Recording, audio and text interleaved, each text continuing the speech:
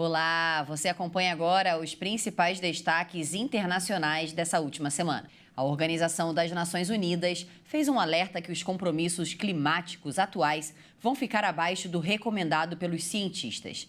A redução será de 2% das emissões dos gases do efeito estufa até 2030. Há apenas 2 semanas do início da COP28, o documento mostra que a comunidade internacional avança pequenos passos para evitar a crise climática e que precisa dar passos gigantes na cúpula climática. A 28ª Conferência sobre a Mudança Climática da ONU vai acontecer de 30 de novembro a 12 de dezembro em Dubai. O informe publicado pela ONU Clima é a síntese anual dos últimos compromissos de redução de emissões, que são conhecidos como Contribuição Determinada de Nível Nacional. As contribuições voluntárias para reduzir as emissões de gases do efeito estufa foram assumidas pelos 195 signatários do Acordo de Paris de 2015. Para conter o aquecimento global do planeta em 50% e alcançar 1,5 graus, no entanto, as emissões globais devem ser reduzidas em até 43% até 2030 na comparação com os níveis de 2019, de acordo com o painel intergovernamental sobre mudanças climáticas. Na COP26, que aconteceu em 2021 na Escócia, os signatários do Acordo de Paris se comprometeram a revisar as metas anualmente, e não a cada 5 anos, mas poucos países seguiram o compromisso. Um novo dado divulgado por uma revista científica sobre medicina semanal gerou preocupação. As mortes de idosos com mais de 65 anos relacionadas ao calor aumentaram 85% em 2020. O estudo, com mais de 114 cientistas e pesquisadores de 52 instituições do mundo, mapeou as mortes de idosos causadas ou relacionadas ao aumento da temperatura. De acordo com o relatório da revista científica The Lancet, a causa das mudanças bruscas na temperatura é o aquecimento global. No caso, potencializada por atividades humanas. Acontece que a OMS alerta que a população acima de 65 anos e os bebês são vulneráveis quando expostos ao calor. A maior exposição a doenças infecciosas, como dengue, malária ou outras viroses. O alerta atenta que as ondas de calor serão mais frequentes nos próximos anos. Estima-se que 525 milhões de pessoas podem sofrer de insegurança alimentar entre 2041 e 2060.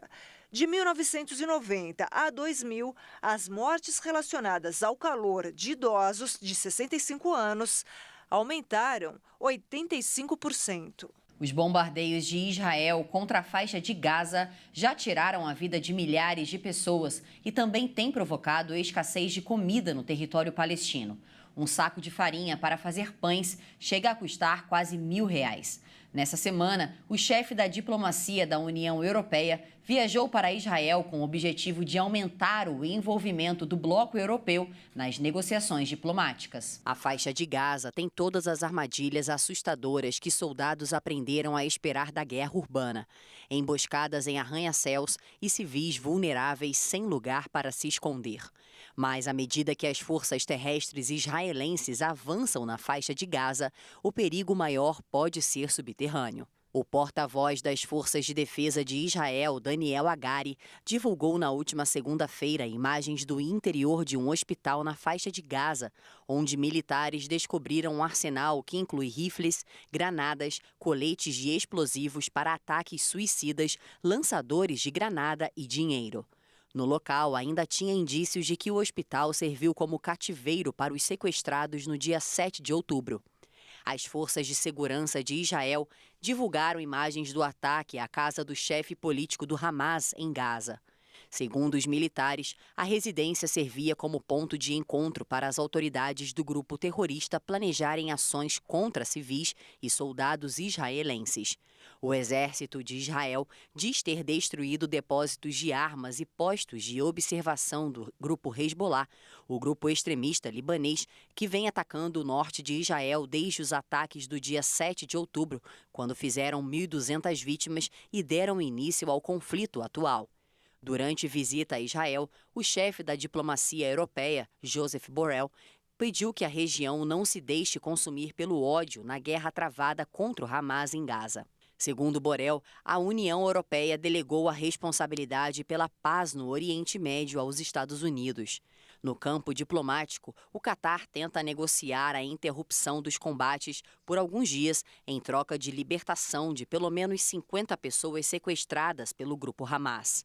O chefe de direitos urbanos das Nações Unidas, que acaba de visitar o Oriente Médio, disse que a crise humanitária na faixa de Gaza pode piorar ainda mais e que surtos de doenças e fome parecem inevitáveis. O presidente dos Estados Unidos, Joe Biden, afirmou que houve progresso real na reunião que teve com o seu colega chinês Xi Jinping na quarta-feira, na Califórnia. Os presidentes dos Estados Unidos e da China concordaram em adotar medidas para reduzir a produção de fentanil e em retomar comunicação militar. Biden afirmou que houve progresso real na reunião que teve com seu colega chinês e destacou que o encontro foi construtivo e produtivo. Acabei de concluir várias horas de reuniões com o presidente Xi e acredito que são algumas das discussões mais construtivas e produtivas que tivemos. Nossas reuniões sempre foram francas e diretas. Nem sempre concordamos, mas têm sido diretas. Nas bases que estabelecemos ao longo dos últimos meses de diplomacia de alto nível entre nossas equipes, fizemos alguns progressos importantes, acredito. A conversa entre os dois ocorreu à margem da cúpula anual do Fórum de Cooperação Econômica Ásia-Pacífico. Em seu primeiro encontro em um ano, ambos os líderes defenderam a redução das tensões entre Estados Unidos e China. Segundo o Ministério das Relações Exteriores de Pequim, o presidente chinês disse que Washington deve parar de armar Taiwan e alertou que a reunificação da ilha autônoma era imparável.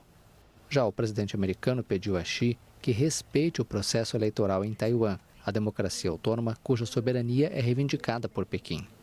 O presidente chinês também concordou com o democrata em restabelecer a comunicação direta entre os seus respectivos exércitos. Biden destacou ainda que os dois países estão retomando a cooperação contra as drogas. Xi concordou em tomar medidas para cortar drasticamente a produção de ingredientes para o fentanil. Os Estados Unidos vivem uma epidemia dessa droga. Do Reino Unido, nós vamos para a Espanha, onde Pedro Sánchez foi reeleito presidente. Ao todo, 179 dos 350 deputados votaram a favor de Sánchez e 171 contra. Declaro otorgada a confiança do Congresso dos Diputados a Dom Pedro Sánchez. O apoio dos 7 parlamentares ligados ao líder separatista catalão Carles Puigdemont, em troca da aprovação de uma polêmica lei de anistia aos independentistas, foi fundamental para que o socialista permanecesse no cargo por mais 4 anos. O presidente reeleito poderá formar um novo governo nos próximos dias com os aliados da coalizão de extrema-esquerda Sumar, encerrando quase 4 meses de bloqueio desde as eleições legislativas de 23 de julho. Sánchez ficou em segundo lugar no pleito, atrás do rival conservador Alberto Núñez Feijóo, do Partido Popular, e precisou de intensas negociações para selar acordos com vários grupos regionalistas. Rejeitada pela maioria dos espanhóis, segundo diversas pesquisas de opinião, a anistia aos separatistas tem resultado em diversos protestos e uma manifestação foi realizada em frente ao Congresso.